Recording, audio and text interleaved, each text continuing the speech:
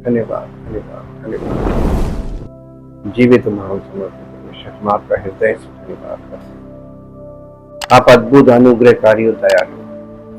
हम आपका जितना भी धन्यवाद करें वो कम ही है, क्योंकि आपका प्रेम अपार है, आपकी सामर्थ्य अद्भुत है और आपके कार्य महान है। हम आपका धन्यवाद करें, आपकी उपस्थिति में आते हैं, आपका धन्यवाद करते हैं। प्रभु, जितनों ने आप पर विश्वास किया है वो कभी लज्जित नहीं हुए, इसलिए क्योंकि आपका हाथ हमेशा हमारी सहायता के लिए हमारा तैयार रहता है। और जैसे ही हम पश्चाताप करते हैं, आप अपना हाथ बढ़ाकर हमारी मदद करते हैं और हमारी कमजोरियों से हमको छुड़ाकर अपनी महिमा करते हैं। प्रभु, जितने लोग आज यहाँ पर अपनी समस्याओं से घिरे हुए हैं, उनके हृदय बैठे जा रहे हैं, दिल उदास है, मन परेशान है, जीवन में हताश महसूस कर रहे हैं।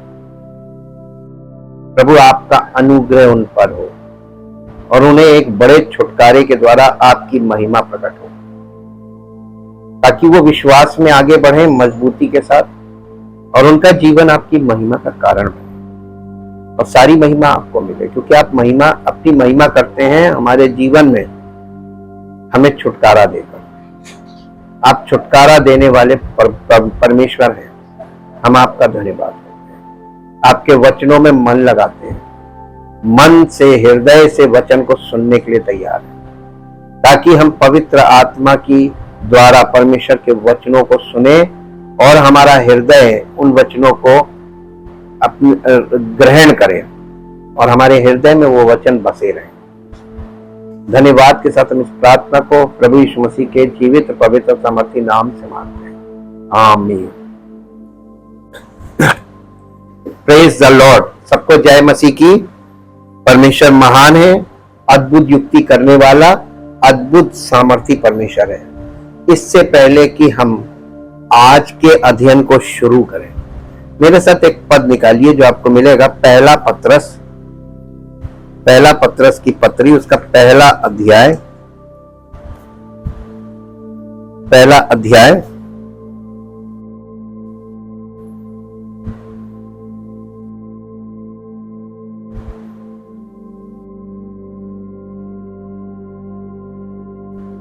इसका 8 पद से पढ़िए।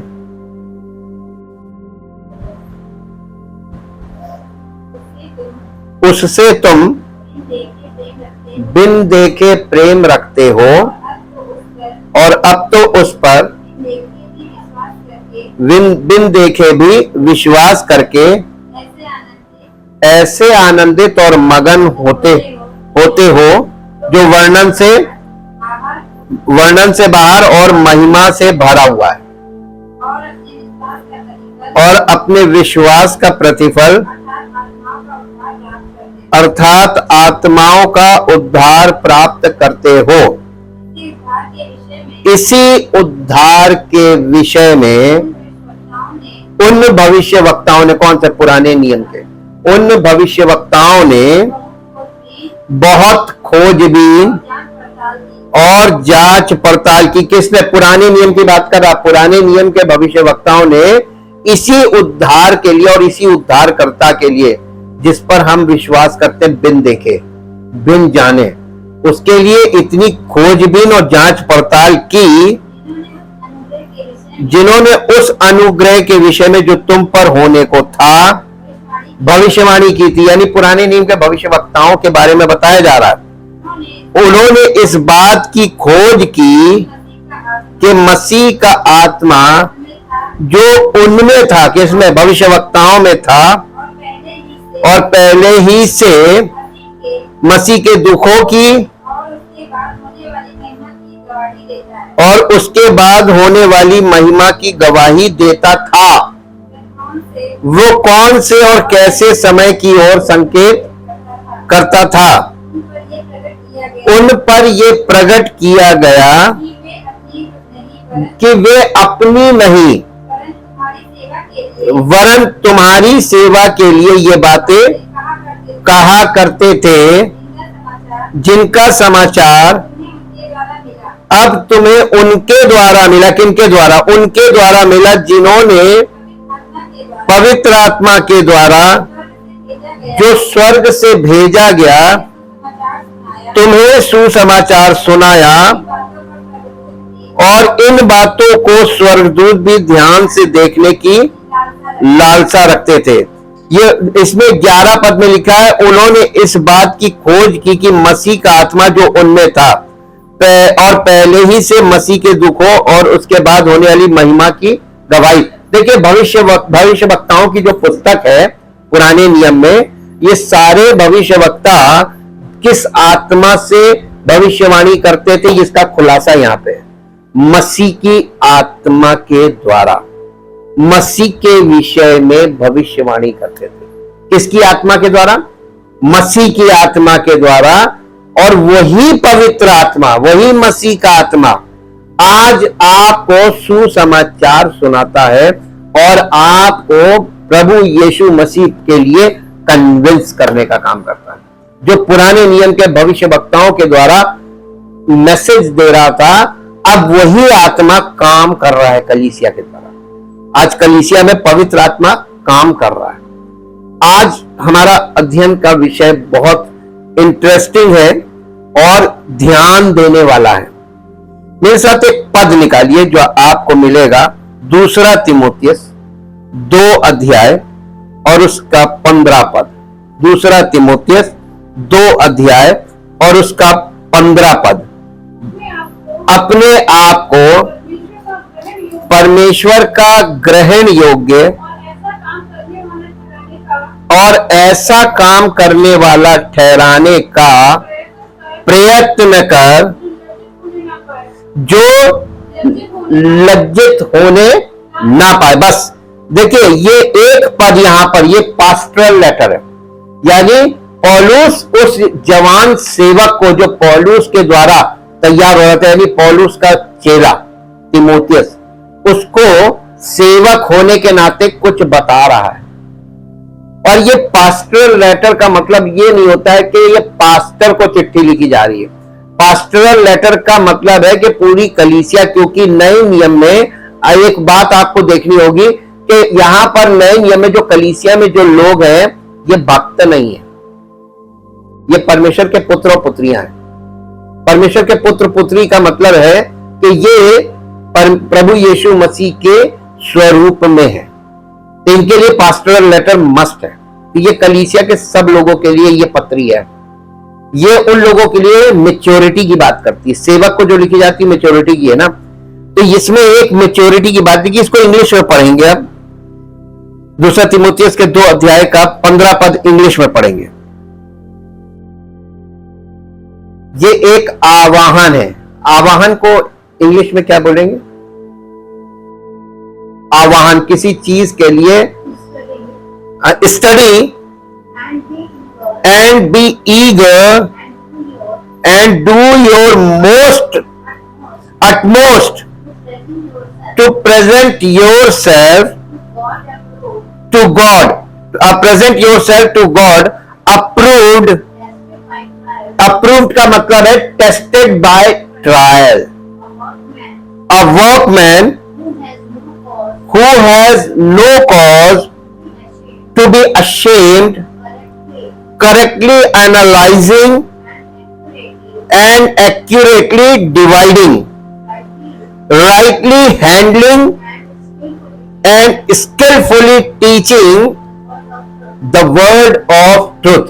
इसके हिसाब से यहां पर पौलुस के द्वारा पवित्र आत्मा ये बात बोल रहा है। पौलुस में किसका आत्मा वास करता था? पौलुस किस आत्मा के वश में था?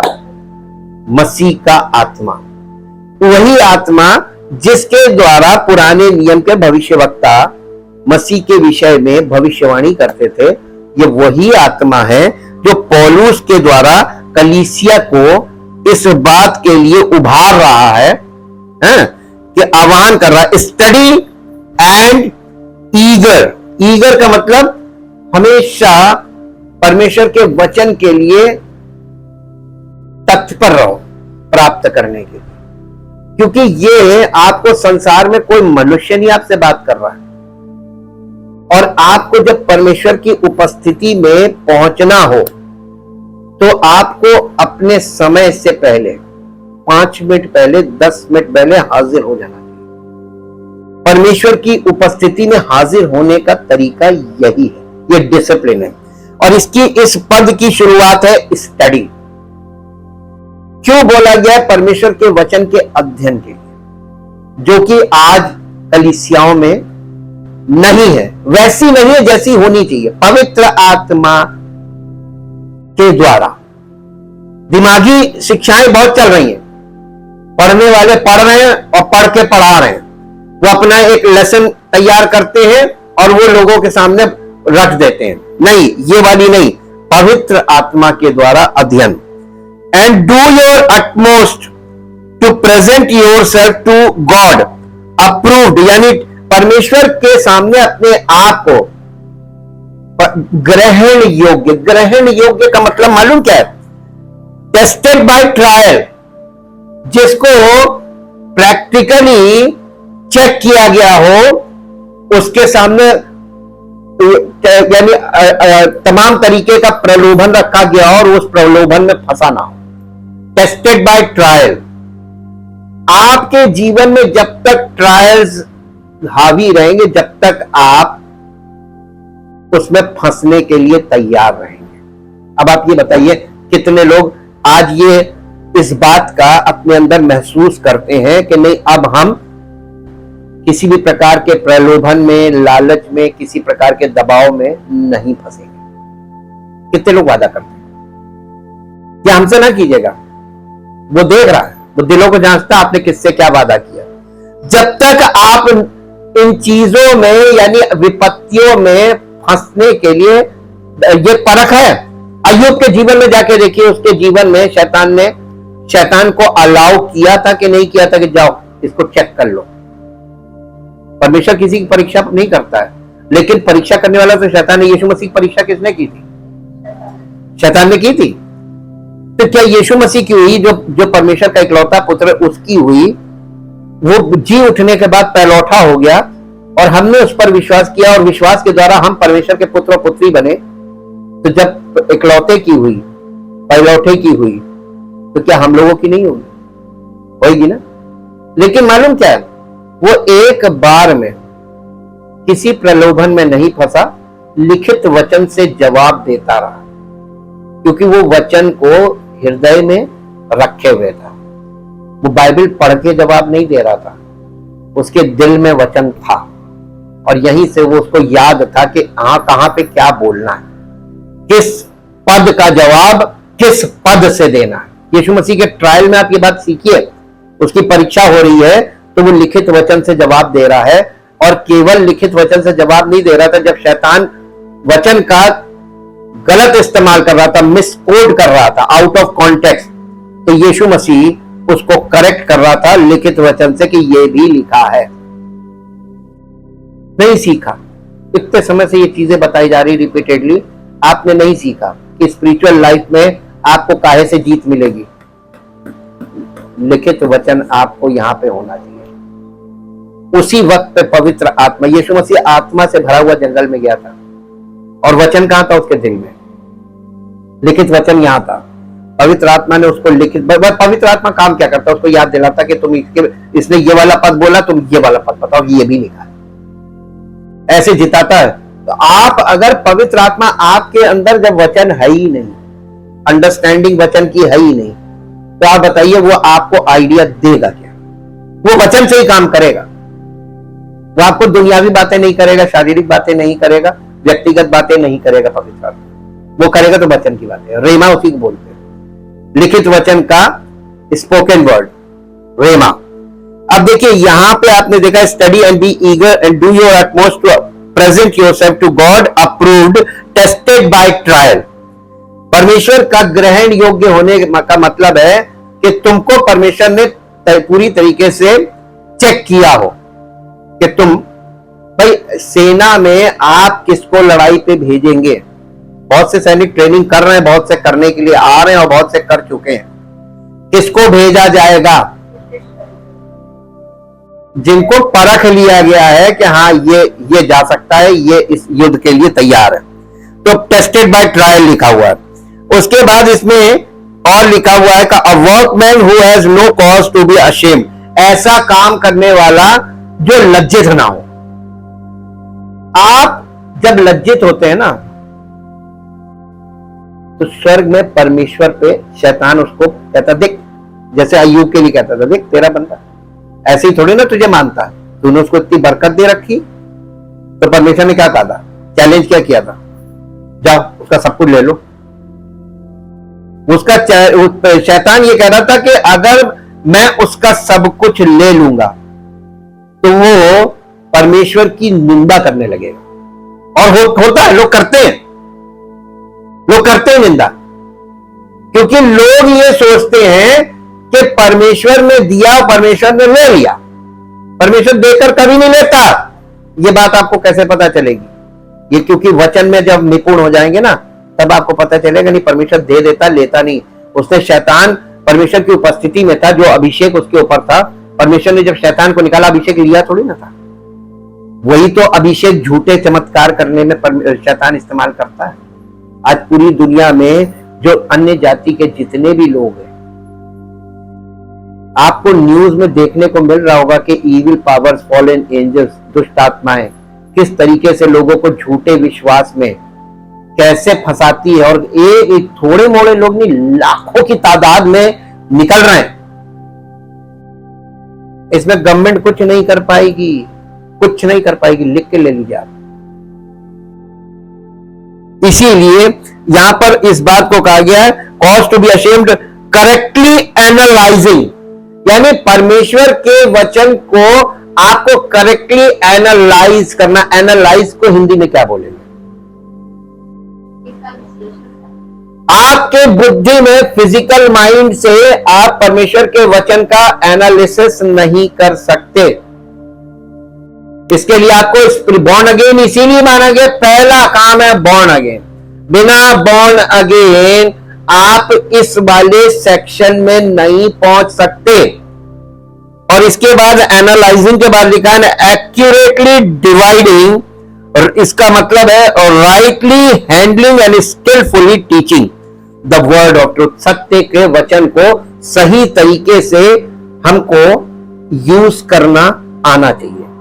अगर मान लीजिए आपके पास बहुत बढ़िया वाला कंप्यूटर है, लेकिन आपको उसको सही तरीके से इस्तेमाल करना नहीं आता, तो आपके लिए वो कितना फायदेमंद होगा? कोई जवाब नहीं, बल्कि वो खराब हो जाएगा। आप उसका दुरुपयोग करेंगे। जब आप उसका सही इस्तेमाल नहीं कर पाएंगे, तो आप उसका गलत इस्तेमाल करेंगे, जिसको कहते हैं दुरुपयोग।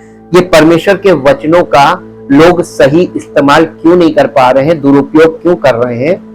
क्योंकि वो इसको अभी जानते ही नहीं है कि ये दिया काहे के लिए गया है। आपको रोज सवेरे लोगों को एक वर्ष भेजने के लिए बाइबल नहीं दी गई। बाइबल जब भी आप खोलें, अपने लिए खोलें, दूसरों के लिए नहीं। और जब कोई दूसरों को वर्ष भेजता है, तो वो खुद के लिए नहीं, वो दूसरों के लिए पढ़ रहा है और दूसरों को भेजने के लिए पढ़ रहा है। क्या आप दूसरों को वचन पहुंचाने के लायक बन गए? अगर आप दूसरों को वचन बताने लायक बन जाएंगे ना, तो आप वचन नहीं बताएंगे, वचन का अनुभव जो आपके जीवन में परमेश्वर के वचन के द्वारा जो परिवर्तन हुआ है, वो कैसे हुआ है, उसका अनुभव आप बताएंगे। और वो फायदा करेगा सामने वाले को। ये जो वर्सेस भेजते हैं, इससे कोई फायदा नहीं है। ये आपके दिमाग की उपज है। अब एक पद और मेरे साथ निकालिए, तब हम इस अध्ययन में आगे बढ़ेंगे। आज हम इसी बात पे अध्ययन करेंगे। 2 अध्याय का 15 पद पे ही अध्ययन करेंगे। रोमियो की पत्री 2 अध्याय, रोमियो की पत्री 2 अध्याय और उसका 16 पद। रोमियो की पत्री, जिस दिन परमेश्वर मेरे सुसमाचार के आधार पर यीशु मसीह के द्वारा मनुष्यों की गुप्त बातों का न्याय करेगा नहीं। इसका मतलब आपको सुसमाचार में यह बताया गया है कि परम पिता परमेश्वर किसी का न्याय नहीं करेगा। न्याय का सारा काम उसने किसको दिया? यीशु मसीह को दिया है। यीशु मसीह किस आधार पे न्याय करेगा? यीशु मसीह के द्वारा अगर न्याय होगा तो उसका आधार क्या होगा? है बपतिस्मा, पानी का बपतिस्मा ना, वचन भी नहीं होगा। इसीलिए तो आज यही तो सीखना है। इसको फिर से इंग्लिश में पढ़िए। On that day, judgement day यानी second coming of Jesus, on that day when as my gospel proclaims, मेरे सुसमाचार जो मैंने तुम्हें सुनाया, किसने? पौलुस ने। आप कौन से सुसमाचार पर विश्वास करते हैं? यह प्रश्न अभी भी चल रहा है। पौलुस ने गलातियों की कलीसिया को, कुरिन्थियों की कलीसिया को यह क्वेश्चन उठाया, तुमने किस सुसमाचार पर विश्वास किया? क्योंकि पतरस ने यहूदियों को सुसमाचार सुनाया और पौलुस ने अन्य जातियों को सुसमाचार सुनाया। हम लोग क्या हैं? खतना रहित अन्य जाति। तो हमारे लिए कौन प्रेरित है? पौलुस। और पौलुस के सुसमाचार को बहुत ध्यान रखिए, क्योंकि उसी के आधार पर पौलुस ने, कल हमने क्या देखा था? पहला कुरिन्थियों 15 अध्याय में उसने क्या कहा था? पौलुस ने, वो सुसमाचार जो मैंने तुम्हें सुनाया है, अगर तुम उसे स्मरण रखते हो, नहीं तो तुम्हारा विश्वास व्यर्थ। वो मसीही लोग जिनका सुसमाचार गलत है, उनका विश्वास व्यर्थ है। नए नियम के अनुसार बोल रहे हैं, ये बाइबल बोल रही है, हम नहीं बोल रहे हैं। हम तो आपको सिर्फ चेता रहे हैं कि देखिए ये लिखा है, proclaims God by Jesus Christ will judge men in regard to the things which they conceive their hidden thoughts। आपके गुप्त विचारों का जो न्याय होगा, जो आपके मन में रहते हैं, उनके आधार पर आपका न्याय होगा। देखिए नए नियम के अनुसार अगर आप लोग समझे, मैंने आपको बताया था फेथ एंड बिलीव। बिलीव का मतलब क्या होता है? हमारा मानना, मन में हम क्या मानते हैं। लोग कहते हैं हम प्रभु को मानते हैं, अन्य जाति के लोग बोलते हैं हम प्रभु को मानते हैं।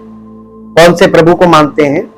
ये तो प्रभु ही जाने और वो जाने, क्योंकि उनके मानने के तरीके पर, उनके जीवन शैली पर, अगर आप प्रभु यीशु मसीह को मानते हैं और आपकी जीवन शैली सांसारिक जीवन शैली है, तो आप पता नहीं किसको प्रभु यीशु मसीह मान रहे हैं। यहां पर भी एक ऐसा वो है जो आपके और परमेश्वर के बीच है। इसीलिए वचन को परमेश्वर प्रमुखता दे रहा है कि वचन के आधार पर विश्वास करना, क्योंकि तुम्हारे मन में तो तुम जिसको प्रभु मान लो, बिन देखे मान रहे हो ना, देखा तो है नहीं, तो आप किसको प्रभु मान रहे हो बिन देखे? ये एक ब्लाइंड गेम है। इसीलिए यहां पर लिखा है हिडन थॉट्स। मेरे साथ इसी के साथ मिलता हुआ एक पुराने नियम में पद है, सबोपदेशक की पुस्तक, उसका 12 अध्याय, उसका 14 पद पढ़ दीजिए। सबोपदेशक 12 अध्याय, the book of Ecclesiastes chapter 12 verse 14। ये उसके बाद है नीति वचन के बाद, क्योंकि परमेश्वर सब कामों और सब गुप्त बातों का, चाहे वे भली हो या बुरी, न्याय करेगा। आप भला कर रहे तब भी न्याय होगा, बुरा कर रहे तब। कोई ये ना कहे कि हमारा न्याय नहीं होगा, भले बुरे दोनों का न्याय होगा। ठीक, आगे। अच्छा इंग्लिश में पढ़िए, इंग्लिश में थोड़ा आपको ज्यादा मिलेगा। For God shall bring every work into judgment with every secret thing, whether it is good or evil। इसके आगे ढेर सारे रेफरेंसेस दिए गए। आप इसके आधार पर हिंदी में जाकर रेफरेंसेस पढ़ के देखिएगा। ये नए नियम के रेफरेंसेस हैं। क्या आपके मन में कौन सा प्रभु, आप किसको अपने मन में यीशु मसीह मानते हैं? यहां पर शैतान खेलता है। अब हम चलेंगे इस पे, आज के अध्ययन पे, जिससे आपको बहुत प्रकाश मिलना चाहिए। सत्य के वचन को सही ढंग से कैसे, डिवाइडिंग लिखा है ना, डिवाइड करना, विभाजित करें। परमेश्वर का पूरी बाइबल सत्य वचन है, इसको डिवाइड करना है और इसे सीखना है। ये आपकी स्पिरिचुअल मैच्योरिटी से रिलेटेड बात है, इसलिए हम इस पद के अनुसार अध्ययन करने जा रहे हैं। संपूर्ण बाइबल, एक पद निकालिए, दूसरा तीमुथियुस का 3 अध्याय का 16 पद पढ़ दीजिए। 3 अध्याय का 16 पद। यहां पूरे बाइबल के लोगोस के बारे में, पूरे बाइबल के बारे में बात कर रहा है। लोगोस रिटन वर्ड, संपूर्ण पवित्र शास्त्र परमेश्वर की प्रेरणा से रचा गया है और उपदेश और समझाने और सुधारने और धार्मिकता की शिक्षा के लिए लाभदायक। हम इसको हिंदी के दूसरे वर्जन में पढ़ के, आपको इजी वर्जन में, संपूर्ण बाइबल शिक्षा देने, डांटने, सुधारने और धार्मिकता की शिक्षा देने के लिए उपयोगी है। ये तो बात समझ में आ गई ना? रिटन वर्ड पूरी बाइबल है, उपयोगी है। लेकिन ये इसी के से मिला हुआ दूसरा तीमुथियुस 2 अध्याय का 15 पद क्या कह रहा है कि लेकिन हमें सत्य के वचन को सही ढंग से विभाजित करना या बांटना आना चाहिए। अब आपको फिर रोकेंगे। जब शैतान ने, यीशु मसीह पवित्र आत्मा से भरा हुआ था, शैतान अपनी आत्मा में, शैतान भी आत्मा में था, और शैतान ने जब यीशु मसीह से कहा अपने आप को गिरा दे, क्योंकि तेरे विषय में वचन में लिखा हुआ, पुराने नियम में भजन संहिता 91 में ही लिखा कि तू अपने आप को गिरा दे, क्योंकि तेरे विषय में लिखा है कि वो अपने स्वर्गदूतों को आज्ञा देगा, वो तुझे हाथों हाथ उठा लेंगे, ऐसा ना तेरे पांव पत्थर से ठेस लगे। तो ये तो अगर आप कोई व्यक्ति आपको कहे कि बाइबल में तो लिखा हुआ है और तुम यीशु मसीह को मानते हो, तो तुम जाओ ऊपर से अपने आप को गिरा दो, प्रभु तो तुम्हें बचा लेगा। आपको कोई पानी में चढ़ा दे, आप जाके कूद जाए, होगा क्या? नहीं मालूम क्या होगा। हम बता रहे हैं आपको, ट्रॉमा सेंटर, वो भी अगर सांसें चल रही होंगी, और नहीं तो किसने बोला, किसके बोलने से कूदे थे? शारीरिक मनुष्य जब किसी को पानी पे चढ़ाता है तो ये शैतान का रूप होता है। यीशु मसीह को पतरस जब कहने लगा कि खुदा ना करे तेरे साथ होता, उसने क्या कहा था मालूम है? वो वचन के आधार पर बता रहा है, क्योंकि भविष्यवाणियों में उसने यही तो बोला था कि मसीह दुख उठाएगा, पापों के लिए मारा जाएगा, तीसरे दिन मुर्दों में से जी उठेगा। यही बात तो वो पुराने नियम की भविष्यवाणी को तो रिपीट कर रहा था यीशु मसीह। उसने कहा अवश्य है कि मुझे वहां पर जाना, यरूशलेम में दुख उठाना है और हमें मृत्यु दंड, पापों की सजा मृत्यु, उसको उठाना, तीसरे दिन मैं जी उठूंगा। पतरस उसको क्या करने लगा? किनारे ले जाके झिड़कने लगा, अरे खुदा ना करे तेरे साथ कभी ऐसा नहीं होगा, मैं दुआ करूंगा नहीं होगा। ये कौन बोल रहा था?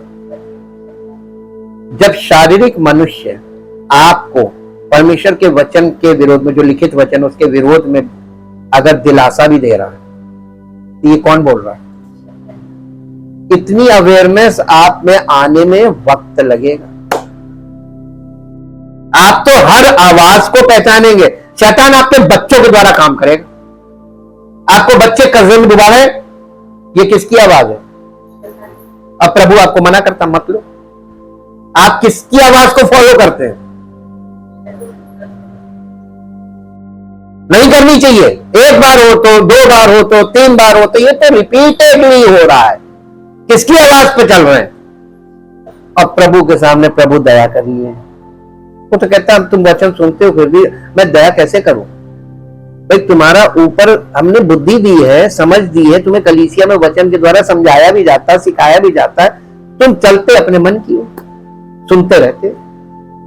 वचन काम क्यों नहीं कर रहा? क्योंकि आप परमेश्वर के वचन को ग्रहण नहीं कर रहे हैं, आज्ञा नहीं मान रहे, इसलिए आप बॉर्न अगेन नहीं हो रहे, इसलिए आप विपत्तियों में गिरते जाते हैं, एक के बाद एक, एक के बाद एक, एक के बाद एक। ये यहां से हमको सीखना, देखिए संपूर्ण पवित्र शास्त्र बाइबल लिखित वचन शिक्षा देने, डांटने और सुधारने और परमेश्वर की धार्मिकता की शिक्षा के लिए उपयोगी है। ये क्यों दिया गया हमको? सुधारने के लिए। यह आत्मिक कोड़ा समझ लीजिए, आत्मिक तलवार बोला गया है। यह आपके शारीरिक चीजों को काटने के लिए डांट यही करती है, और इसीलिए डांटना भी आवश्यक होता है। ये वाला पद जो हम लोग पढ़ते 2:15 में कि सही ढंग से इसको बांटना आना चाहिए। जिस दिन आपको आज ये राज आपके सामने खुलेगा, तब आपको ये समझ में आ जाएगा कि अरे हम तो बाइबल को गलत तरीके से समझ रहे हैं। झूठे प्रचारक गलत ढंग से आपको प्रचार करते हैं, कहां की बात कहां आउट ऑफ द कॉन्टेक्स्ट करते हैं।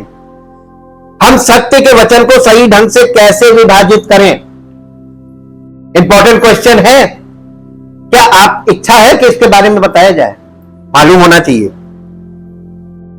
देखिए, ये सब परमेश्वर की वाचा पर निर्भर करता है। बाइबल पे कितनी वाचाएं हैं? बाइबल कितने नियम हैं? 2। पुराना नियम कितनी वाचाएं हैं? 2। पुरानी वाचा और नई वाचा। इसी के आधार पर आपको वचन को डिवाइड करना सीखना है। आप यानी जो बीसी काल है उसकी बात को आज क्लेम कर रहे हैं। बीसी काल के व्यवहार को आज एडी में आप अप्लाई करेंगे तो काम करेगा? अभी भी नहीं समझ में आया। आप पौराणिक चिकित्सा विधि को आधुनिक चिकित्सा विधि में इस्तेमाल करेंगे तो क्या होगा? नहीं समझ में आया। आपको और सरल बताते हैं। आज की गाड़ियों की स्पीड देखिए और आज की गाड़ियों की टेक्नोलॉजी देखिए, और ऐसे में आप एक बैलगाड़ी पे चलने लगी। प्रमोट करिए बैलगाड़ी, सबको चलना चाहिए, प्रदूषण बहुत हो रहा है, बैलगाड़ी चलो।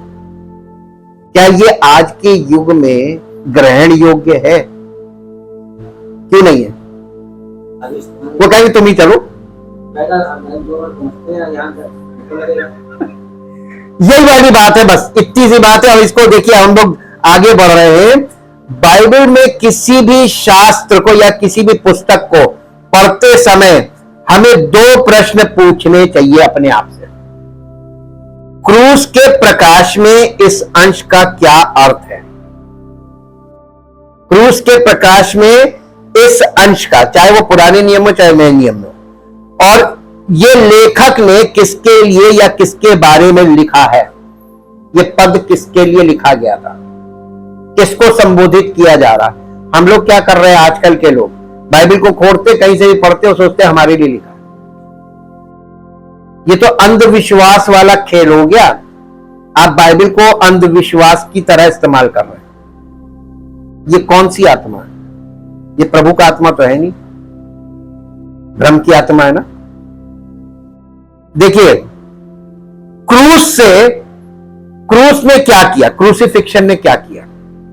दोनों वाचाओं को, दोनों नियमों को विभाजित कर दिया। आप एक बाइबल के क्रूसिफिक्शन से पहले का जो समय आपको दिखाया जा रहा है, जो नए नियम में ही आपको मिलेगा। पुराने नियम मलाकी पे खत्म नहीं हुआ है। पुराना नियम खत्म होता है क्रूसिफिक्शन पे। क्रूसिफिक्शन पे आके पुराना नियम खत्म हो रहा है, और क्रूसिफिक्शन के बाद पुनरुत्थान के बाद स्वर्गारोहण, और फिर पेंतेकोस्त, पवित्र आत्मा उतरना। यहां से नया नियम शुरू हो रहा है। यहां तक क्रूसिफिक्शन के बाद का पीरियड जो है वो कोई पीरियड नहीं माना जाता है। वो एक तरीके से आपको रुकने ठहरने का था। यीशु मसीह ने अपने चेलों से कहा था ठहरे रहना, वेट, वो वेटिंग पीरियड था। लेकिन ये क्रूसिफिक्शन तक ओल्ड टेस्टामेंट और पेंतेकोस्त से आगे न्यू टेस्टामेंट। देखिए टाइम एरा को कैसे डिवाइड किया गया बाइबल में, क्रूसिफिक्शन से। जब भी आप बाइबल पढ़ते हैं, पौलुस यही उसको सिखा रहा था अपने चेले को कि आपको क्रूसिफिक्शन के पहले और क्रूसिफिक्शन के बाद, जब आप पेंतेकोस्त से आते, जैसे मैंने आपको कल बताया था, ये पानी के बपतिस्मे की मान्यता क्या पेंतेकोस्त के बाद है? पानी के बपतिस्मे का उद्देश्य आपको पढ़वा दिया यूहन्ना की गवाही से, क्या कारण था। और पानी का बपतिस्मा केवल यहूदियों तक था, और अन्य जातियों को जब जब यूहन्ना पौलुस आ रहा है, पौलुस के बाद से आप देखेंगे तो एक ग्रेट चेंज मिलेगा। पौलुस अन्य जातियों को क्या सुसमाचार देना था? बिलीव एंड रिसीव, विश्वास करो प्राप्त करो, विश्वास करो प्राप्त करो। लेकिन पतरस क्या कह रहा था? मन फिराओ, पश्चाताप करो और बपतिस्मा लो तो तुमको पवित्र आत्मा मिलेगा। ये किसके लिए था? यहूदियों के लिए था। पतरस ने अन्य जाति को सुसमाचार सुनाया नहीं, पौलुस ने अन्य जाति को सुनाया। तो पौलुस ने कभी बोला? उल्टा पौलुस ने क्या बोला? मुझे बपतिस्मा देने के लिए नहीं वरन सुसमाचार सुनाने। आपको बाइबल को, वचन को सही तरीके से विभाजित करना सीखना पड़ेगा, ऐसे नहीं आ जाएगा, चेला बनना पड़ेगा आपको। और इसीलिए कलीसिया की स्थापना की गई थी, यही सिखाने के लिए। बॉर्न अगेन हो और परमेश्वर के वचन को कैसे समझना है उसको सीखो। देखिए यहां पर अभी हमने आपको पढ़ाया रोमियो की पत्री 2 अध्याय के 16 पद में, यहां पर पौलुस यही तो कह रहा है, मेरे सुसमाचार के आधार पर परमेश्वर न्याय करेगा। तो पौलुस का सुसमाचार यही तो है जो अन्य जातियों को सुनाया है, ये पौलुस का है। क्रूसीफिक्शन तक पुराना नियम और उसके बाद नए नियम में शुरुआत का जो हिस्सा है पेंतिकोस्त से, वो 9 अध्याय से पहले तक का वो यहूदियों का हिस्सा है। उसके बाद 9 अध्याय के आगे ये अन्य जातियों का पार्ट आ जाता है। तो यहां पे हमको ये देखना होगा कि हम लोगों की एंट्री कहां से है। क्रूस से पहले पुरानी व्यवस्था की वाचा राज्य करती थी, परंतु क्रूस के बाद नई वाचा ने पुरानी वाचा को अप्रचलित कर दिया। अब लोगों के मन में बैठी हुई लोग मानते तो इसमें परमेश्वर की गलती नहीं है। इब्रानियों की पत्री 8 अध्याय और उसका 13 पद पढ़िए। इब्रानियों 8 अध्याय का 13 पद। अब थोड़ा फास्ट चलेंगे। नई वाचा की स्थापना से उसने प्रथम वाचा को पुरानी ठहरा दिया और जो वस्तु पुरानी और जीर्ण हो जाती है उसका मिट जाना अनिवार्य है। क्या आपके लिए, पुराने नियम के लिए यीशु मसीह ने व्यवस्था के अंतर्गत जो पापों का दोष था वो क्रूस पर उसने खत्म कर दिया, लेकिन आज भी लोग पुरानी व्यवस्था के अनुसार विश्वास कर रहे हैं, जो कि अब यानी फेल हो जाएगी।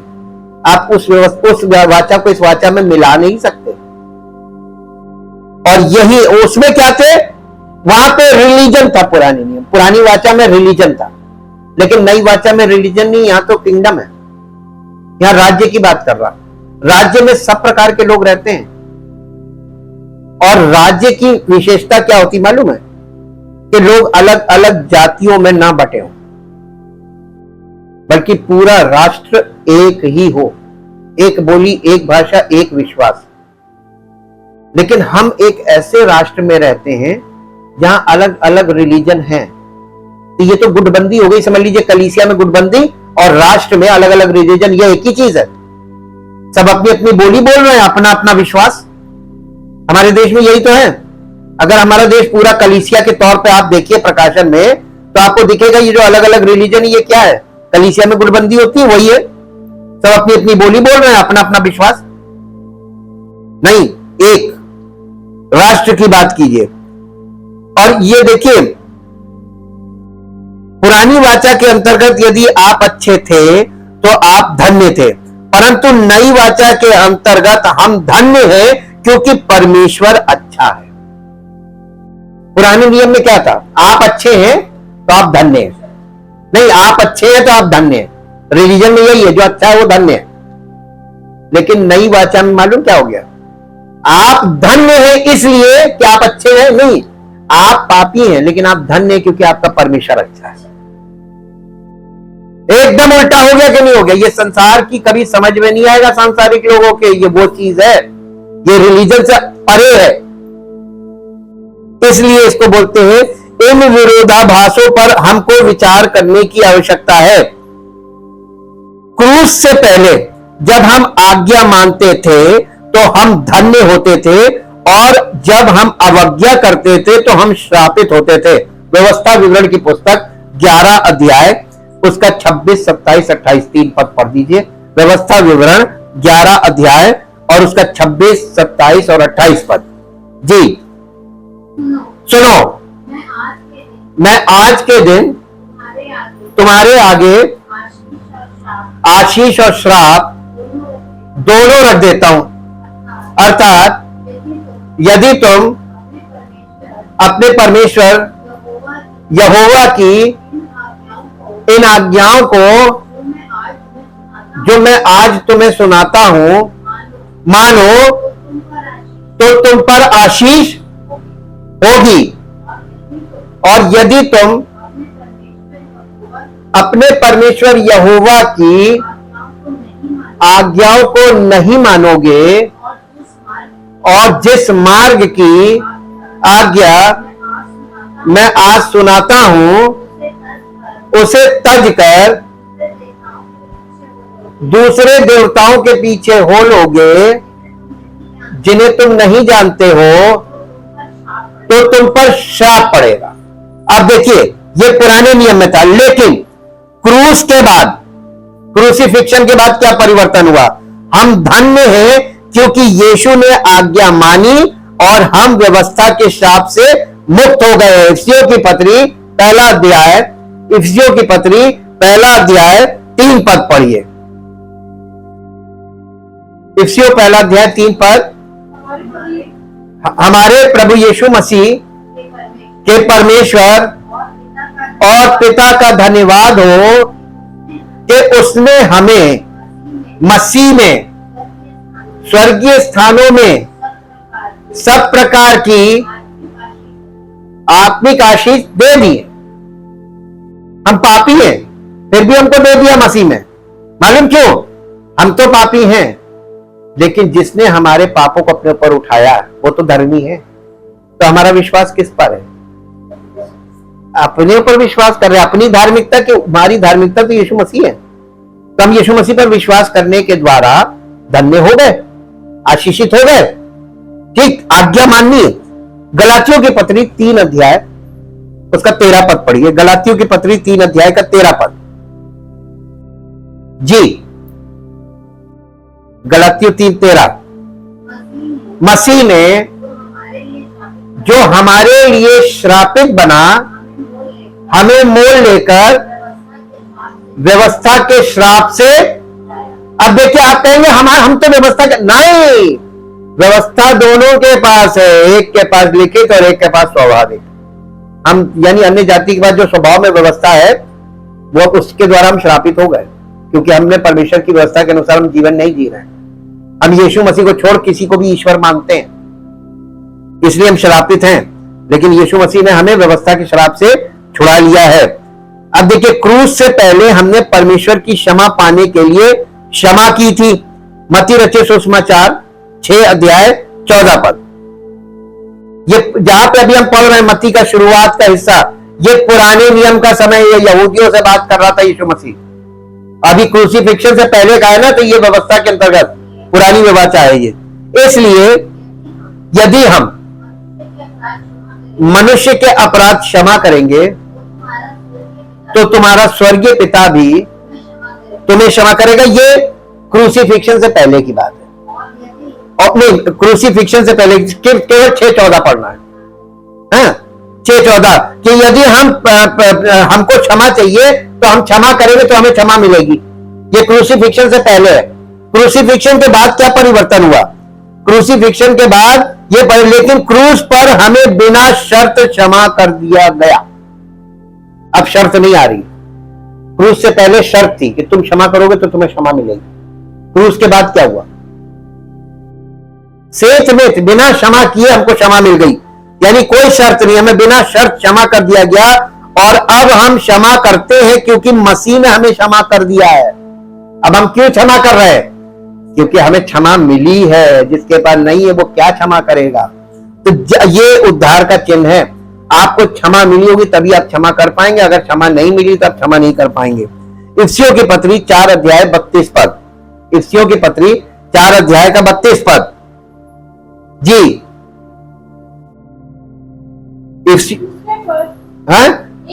एक दूसरे पर कृपालु और करुणामय हो, और जैसा परमेश्वर ने मसीह में तुम्हारे अपराध क्षमा किए बिना किसी शर्त के, वैसे ही तुम भी एक दूसरे के अपराध बिना शर्त के क्षमा कर दो। वो हमसे माफी मांगेंगे तब माफ कर देना। माफी मांगने का इंतजार मत करो। तुम्हें क्षमा मिली है अगर विश्वास करते हो यीशु मसीह पर, और तुम्हें क्षमा मिली है तो क्षमा करोगे। नहीं मिली है, यहीं से पता चल जाएगा, न्याय हो जाएगा कि तुम अभी बॉर्न अगेन हुए नहीं, तुमको क्षमा मिली। क्योंकि जिस दिन बॉर्न अगेन होगे क्षमा मिलेगी, तभी बॉर्न अगेन होगे। इसके बाद कुलस्सियों की पत्री 3 अध्याय का 13 पद, कुलस्सियों 3:13, और यदि किसी पर दोष देने का कोई कारण हो तो क्या करो। और आज क्या नहीं कर पाते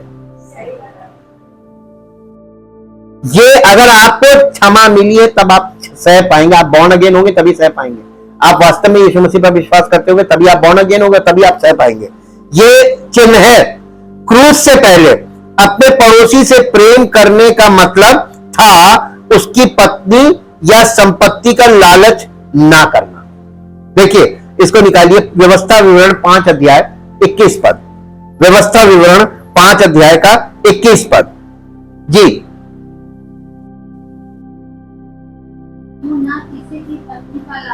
तो ना किसी की पत्नी का लालच करना और ना किसी के घर का लालच करना, ना उसके खेत का, ना उसके दास का, ना उसकी दासी का,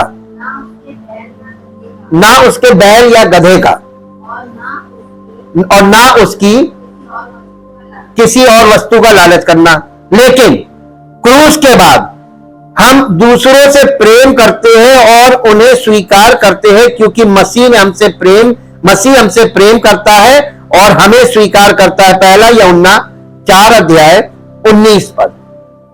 देखिए पुरानी वाचा में कंडीशंस थी, लेकिन नई वाचा कंडीशन इसलिए नहीं क्योंकि यीशु मसीह ने सब कर दिया है। तो अब हमको सेत में बुलाया जी। हम इसलिए प्रेम करते हैं, किसमें? परमेश्वर पिता का प्रेम, प्रभु यीशु मसीह का अनुग्रह, ये मिलकर है। अगर पिता का प्रेम आपको तभी मिलेगा जब यीशु मसीह का अनुग्रह आप पर होगा, और यीशु मसीह का अनुग्रह होगा तभी आपको पिता का प्रेम प्राप्त होगा।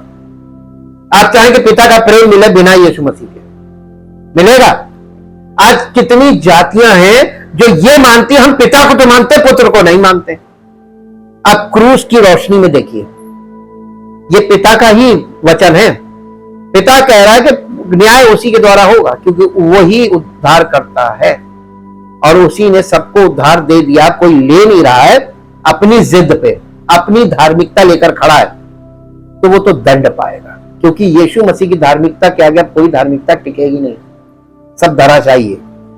तो सारा रिलीजन खत्म हो गया। परमेश्वर क्या खत्म हो गया? जमीन पर चल रहा खूब जोरों से। ये अज्ञानता है, ये वचन को ना जानने का कारण है। सही तरीके से जब आप नहीं समझते हैं इसीलिए हो रहा है, और हमें स्वीकार करता। अब इसके बाद रोमियो की पत्री 15 अध्याय का 7 पद पढ़ दीजिए। हम प्रेम के द्वारा ग्रहण किए गए हैं तो हमें सबसे प्रेम रखना है, चाहे कोई प्रभु पर विश्वास करे या ना करे, तब भी। जो मैं करता हूं उसको नहीं जानता। नहीं 15 अध्याय का 7 पद। इसलिए जैसा मसीह ने परमेश्वर की महिमा के लिए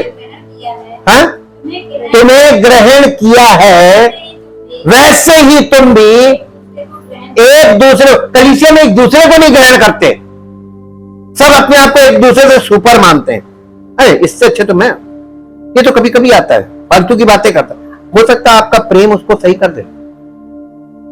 आप अगर उससे प्रेम करो तो शायद दोस्ती हो जाए। तो आपके विचार देखिए, लोहा लोहे को तेज करता है, जैसे लोहा लोहे को चमका देता है वैसे ही मित्र की संगति से मित्र का हो सकता है आपकी संगति से वो चमक जाए।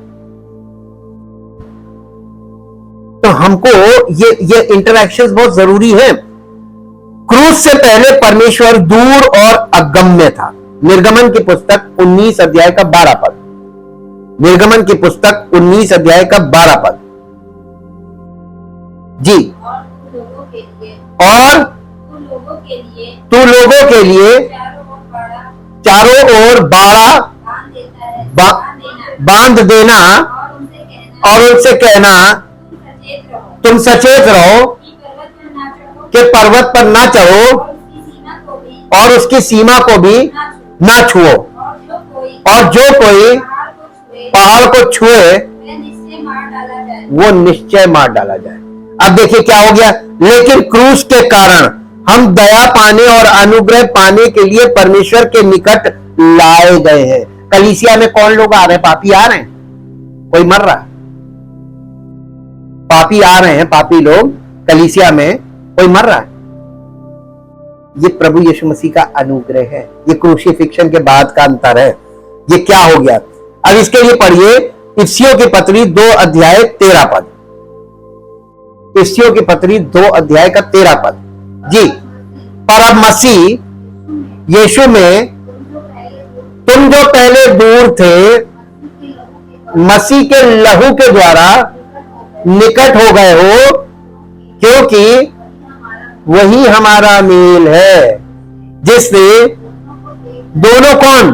यहूदी और अन्य जाति। खतना और खतना रहित अब कोई मायने नहीं रखता। दोनों को एक कर लिया और अलग करने वाली दीवार को जो बीच में थी ढा दिया।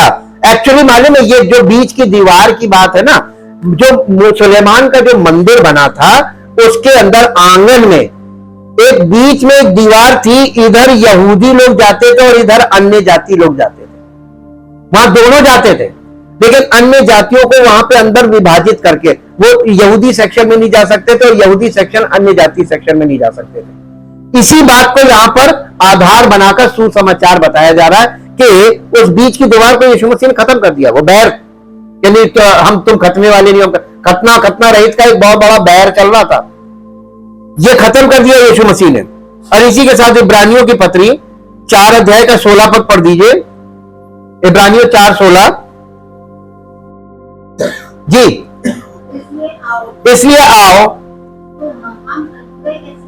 हम अनुग्रह के सिंहासन के निकट हियाव बांधकर चले कि हम पर दया हो और वो अनुग्रह पाए जो आवश्यकता के समय हमारी सहायता करे। अनुग्रह क्या करता है? आवश्यकता के समय हमारे। और मालूम कई बार लोग कहते हैं अभी हमें जरूरत नहीं, हम नहीं जाएंगे, जिस दिन मुसीबत आएगी तब जाएंगे।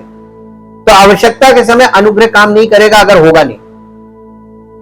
आपके पास अगर आप पैसे को नहीं रखेंगे आवश्यकता के समय, फिर आप हाथ फैलाएंगे क्या? और नहीं मिला तो क्या करना चाहिए? अनुग्रह वैसे ही है। अनुग्रह अगर आज नहीं हम कर रहे हैं, जब वो अनुग्रह कर रहा है तब हम भाग रहे हैं, और जब अनुग्रह का समय हमारे जीवन में निकल जाएगा और हमें जरूरत पड़ेगी तो हम क्या करेंगे?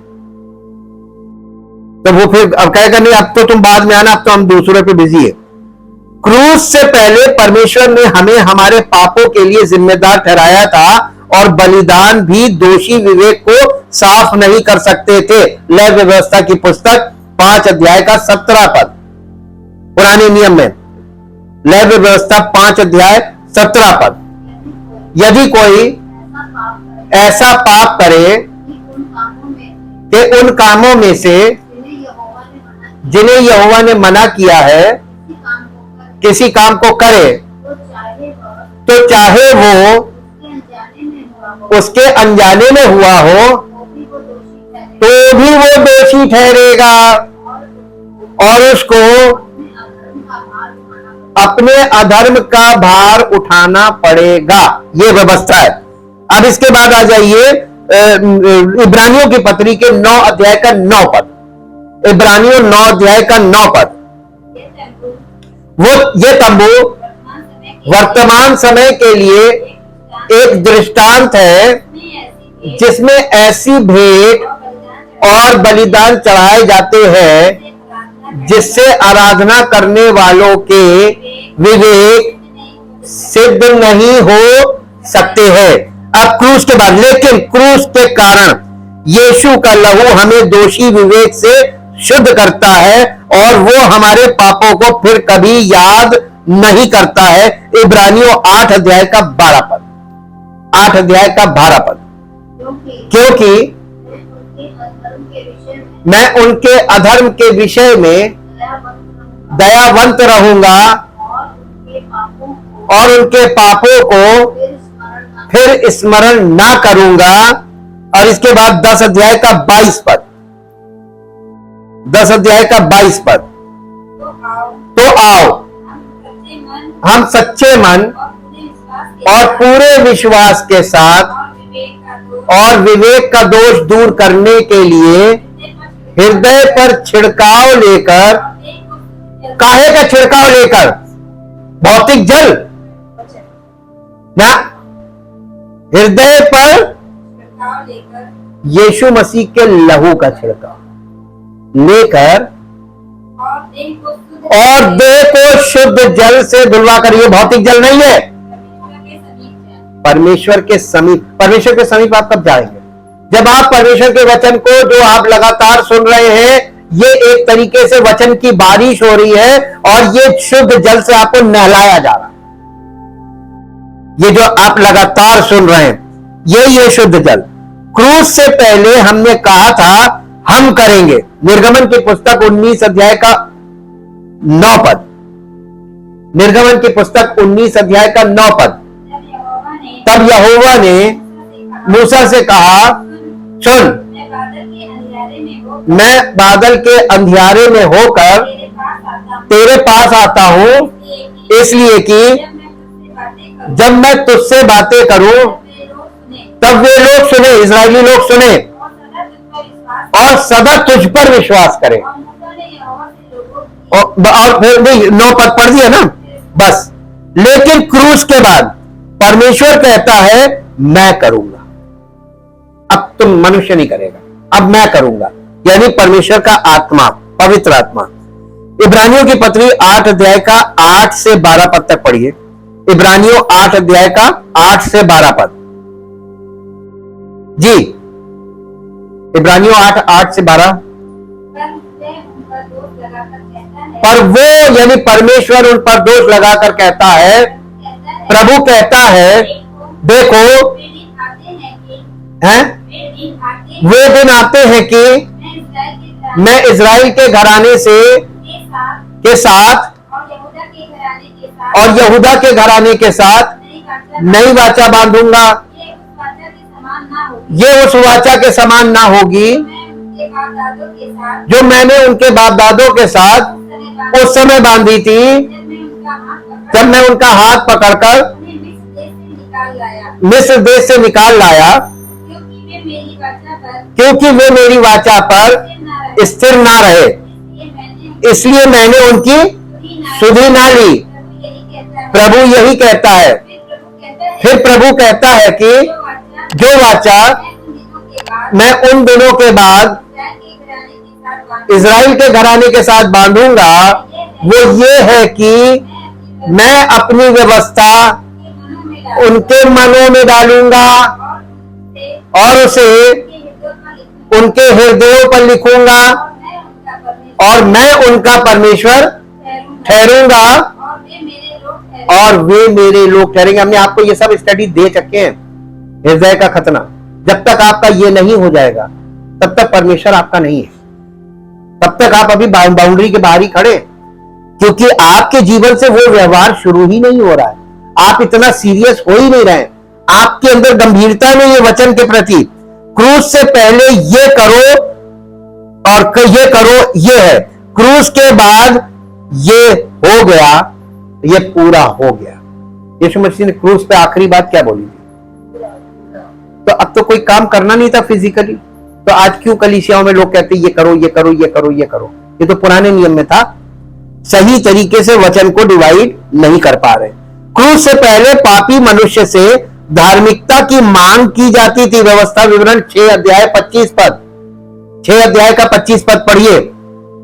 व्यवस्था विवरण 6:25।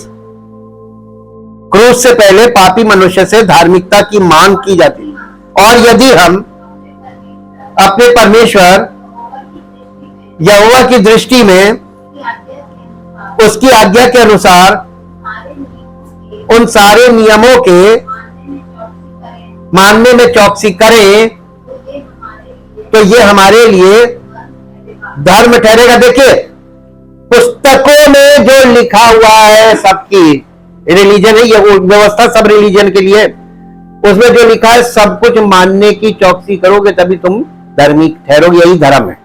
अब देखिए रोमियो की पत्री, नहीं आ जाइए, लेकिन क्रूस पर धार्मिकता मुफ्त में दे दी गई। रोमियो की पत्री 5 अध्याय का 17 पद, रोमियो 5 अध्याय उसका 17 पद पढ़िए। 5 अध्याय का 17 पद, क्योंकि ये जब एक मनुष्य के अपराध के कारण मृत्यु ने उस एक ही के द्वारा राज्य किया, तो जो लोग अनुग्रह और धर्म रूपी वरदान बहुतायत से पाते हैं, वे एक मनुष्य के अर्थात यीशु मसीह के द्वारा अवश्य ही अनंत जीवन में राज्य करेंगे। एक मनुष्य ने इधर किया तो एक मनुष्य ने इधर कर दिया। और इसके बाद हम आते, क्रूस से पहले आदम के पाप का अर्थ सभी मनुष्यों के लिए दंड था, बल्कि है। रोमियो की पत्री 5 अध्याय 18 पद पढ़ दीजिए।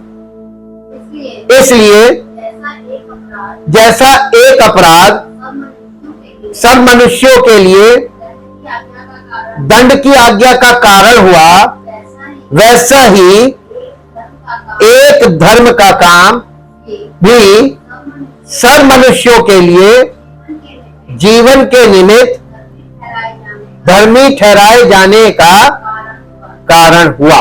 आपको एक व्यक्ति के द्वारा, जब आप पापी बन गए तो एक व्यक्ति के द्वारा धर्मी कैसे नहीं बनेंगे? बिल्कुल तर्क पर एकदम स्थिर बात है। लेकिन क्रूस के कारण अब उन लोगों के लिए कोई दंड नहीं जो मसीह यीशु में है। रोमियो की पत्री के 8 अध्याय का पहला पद पढ़िए। 8 अध्याय पहला पद, अतः अब जो मसीह यीशु में है उन पर दंड की आज्ञा नहीं, क्योंकि वे शरीर के अनुसार नहीं वरन आत्मा के अनुसार चलते हैं। अब आप यहां पर थोड़ी देर रुक जाइए, अपने लिए लीजिए। अगर आप पवित्र आत्मा की द्वारा जो वचन आपको दिए जा रहे हैं, आप कुछ नहीं करिए, आप रोज के रोज वचन को सुनिए और अपने जीवन में लागू करते रहिए। जब बच्चे को रोज रोज होमवर्क मिलता, थोड़ा ही मिलता ना, उसको थोड़ा थोड़ा रोज रोज करे। और मान लीजिए हफ्ते भर का होमवर्क एक बार में करना हो तो कितना समय लगेगा? नहीं कर पाएगा। वही आपके साथ गलती हो रही है। आप लोग बीच बीच में गैप भी हो जाता है, फिर गैप के बाद क्या हुआ क्या नहीं हुआ, आपने किस प्रकार सुना, समझा कि नहीं समझा, कोई प्रश्न उत्तर नहीं। आप जब हमसे वार्तालाप नहीं करेंगे वचन को लेकर, तब तक ये निश्चित नहीं है कि आप समझ रहे हैं। तब तक तो हम ये मान रहे हैं कि आप समझ रहे हैं, लेकिन आपके जीवन में वो चीज नहीं दिख रही है जिससे हम ये आश्वस्त हो कि वाकई में आप समझ रहे हैं। आप समझे? जब टीचर बच्चा जब पढ़ने लायक हो जाता है और फिर टीचर उससे एक्सपेक्ट ज्यादा करने लगती है, और ज्यादा तेज बच्चा हो तो ज्यादा एक्सपेक्ट किया जाएगा, तो आपसे परमेश्वर वैसे ही ज्यादा की मांग करने लगेगा और आप उस मांग पे खड़े नहीं उतर रहे, फिर धीरे धीरे आप पीछे होने लगेंगे।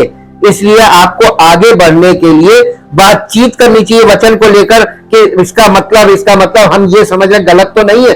जब आप हमसे शेयर करेंगे तब हमको पता चल जाएगा कि आप कहां फंस रहे हैं। क्रूस से पहले आदम के पाप का अर्थ सभी मनुष्यों के लिए दंड था, लेकिन क्रूस के कारण अब उन लोगों के लिए कोई दंड नहीं है जो मसीह यीशु में है। तो अन्य जाति दो भागों में बढ़ गई। एक जो मसीह यीशु पर विश्वास करने लगी, कलीसिया में आ गई, और एक वो जो अभी संसार में है और अपने हिसाब से सांसारिक हिसाब से जीवन बिता रही है रिलीजन में। ये दो पार्ट हो गया। अब इसके बाद जब हम बाइबल पढ़ते हैं तो हमें पूछना चाहिए कि ये क्या शास्त्र पुराने कानून की वाचा का वर्णन कर रहे हैं, यानी ये पद पुराने नियम की वाचा का वर्णन कर रहा है जो पापियों को दोषी ठहराती है, या नए अनुग्रह की वाचा का वर्णन कर रहा है जो पापियों को धर्मी बनाती है। ये पहला सवाल है। यहां दूसरा सवाल है, दर्शक कौन है? ये पूछना भी महत्वपूर्ण है कि ये शब्द किसके लिए लिखे गए थे, अन्यथा आप किसी और की दवा ले सकते हैं, क्योंकि दो प्रकार के लोग हैं, वे जो यीशु पर अपना विश्वास रखते हैं और वे जो नहीं रखते हैं। पवित्र आत्मा दो विश्वास लाने के लिए शास्त्रों को उपयोग करती है। दो प्रकार का विश्वास पवित्र आत्मा आपको बताएगा। दो प्रकार का कैसे? ये भी एक बड़ा कंफ्यूजिंग पॉइंट है। पवित्र आत्मा दो प्रकार के लोगों के लिए काम करता है और एक ही साथ करता है। कलीसिया में दो प्रकार के भी लोग आते हैं। एक वो लोग जो पहली बार आ रहे हैं या नए हैं, जो यीशु मसीह पर विश्वास नहीं करते, पापी। और दूसरे वो जो पहले से कलीसिया में हैं, जिनसे वो कुछ और बात करेगा और उनसे वो कुछ और बात करेगा। ये देखिए दो आधार आते हैं। पवित्र आत्मा संसार को अविश्वास का बोध कराना चाहता है। यूहन्ना रचित सुसमाचार 16 अध्याय और उसका 9 पद पढ़ दीजिए। यूहन्ना 16 अध्याय का 9 पद।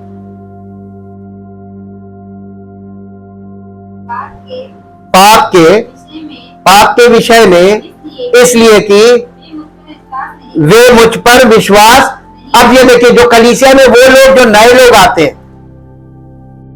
ये भी अन्य जाति है, जो पहले से पुराने हैं वो भी अन्य जाति, हम सब अन्य जाति, सब खतना रहित हैं, मसीह में हैं।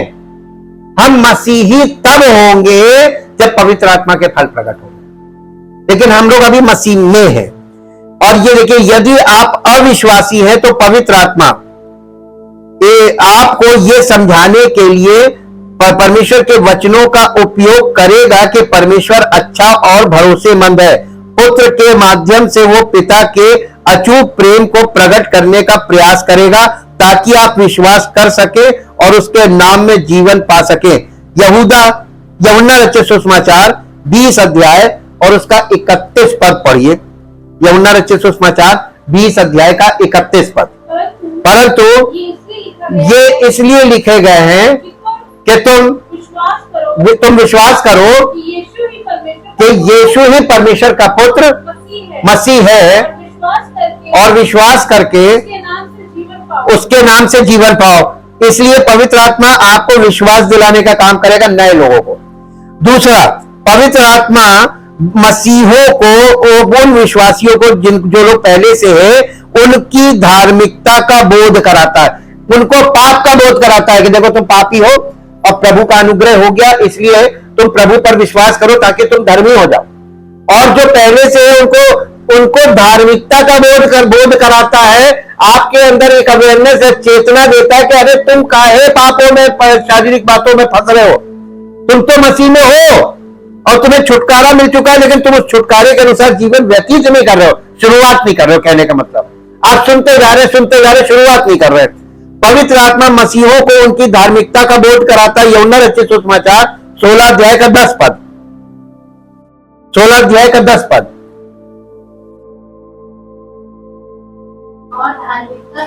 और धार्मिकता के विषय में इसलिए कि मैं पिता के पास जाता हूं और तुम मुझे फिर ना देखोगे। दुनिया में इतने सारे अपराध और निंदा के साथ हम जो मसीह में हैं, हमें अक्सर परमेश्वर के सामने अपनी सही स्थिति की याद दिलाने की जरूरत होती है। दूसरा कुरिन्थियों 5 अध्याय उसका 21 पद पढ़ दीजिए। ये समय समय पर पवित्र आत्मा को याद दिलाता रहेगा, चेतना पैदा करता है कि तुम क्या कर रहे हो, तुम क्या कर रहे हो, तुम क्या हो और अब तुम क्या करने लगे। जो पाप से अज्ञात था उसी को उसने हमारे लिए पाप ठहराया कि हम उसमें होकर परमेश्वर की धार्मिकता बन जाएं। हम धर्मी नहीं हैं, हम परमेश्वर की धार्मिकता, मसीह हमारी धार्मिकता है। नए नियम का अधिकांश भाग मसीहों को यह आश्वासन देने के लिए लिखा गया था कि हम अपने पिता परमेश्वर के हैं और कोई भी चीज हमें उसके प्रेम से अलग नहीं कर सकती। रोमियो की पत्री 8 अध्याय रोमियो की पत्री 8 अध्याय 38 और 39 वर्ष पढ़िए।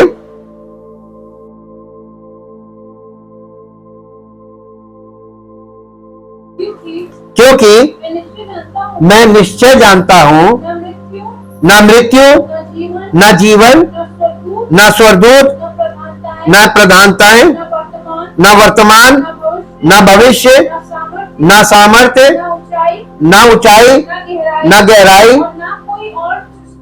और न कोई और सृष्टि हमें परमेश्वर के प्रेम से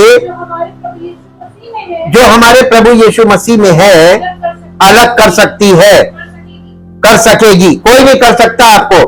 अब देखिए, हम इसको थोड़ा सा शॉर्ट में देखते हैं।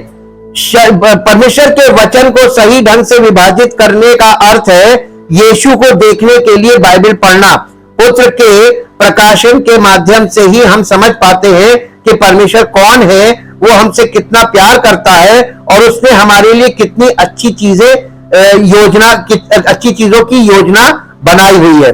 और इसीलिए हम परमेश्वर के एक एक वचन पर बहुत ध्यान केंद्रित करें। और पुरानी वाचा जिसमें प्रदर्शन पर आधारित था, अब नहीं है। अब हमको हमारे प्रदर्शन पर आधारित नहीं, बल्कि प्रभु यीशु मसीह के प्रदर्शन पर आधारित धार्मिकता मिली है। हम सेठ में without any work of righteousness, कोई हमने धर्म का काम नहीं किया जिससे परमेश्वर प्रसन्न होता और वो हमें धर्मी ठहराता। हमें प्रभु यीशु मसीह के द्वारा धर्मी ठहराया गया। आपका विश्वास किस पर है, उसी के आधार पर आपके जीवन में प्रतिफल आएगा। परम पिता परमेश्वर, हम आपका हृदय से धन्यवाद करते हैं आपके पवित्र वचनों के लिए और पवित्र आत्मा के मार्गदर्शन के लिए, जो हमें ये सिखाता है कि हमें वचनों को कैसे समझना है, वचनों को कैसे डिस्ट्रीब्यूट करना है और वचनों को कैसे सही जगह पर, सही कॉन्टेक्स्ट में, सही संदर्भ में समझना है, ताकि प्रभु हमको तो प्रकाश मिले, हमारा जीवन प्रकाशमय हो, लेकिन आपके मसीह में स्वार्थी नहीं बनना, बल्कि इसी चीज को हमें सबके साथ शेयर करना है, ताकि सबका जीवन प्रकाशमान हो और उस परमेश्वर की महिमा प्रकट हो जिसने हमें पृथ्वी पर अपनी महिमा के लिए चुना और मसीह में अलग किया है। सारी महिमा उसको देते हुए इस प्रार्थना को प्रभु यीशु मसीह के पवित्र नाम से मांगते हैं। आमीन। Praise the Lord.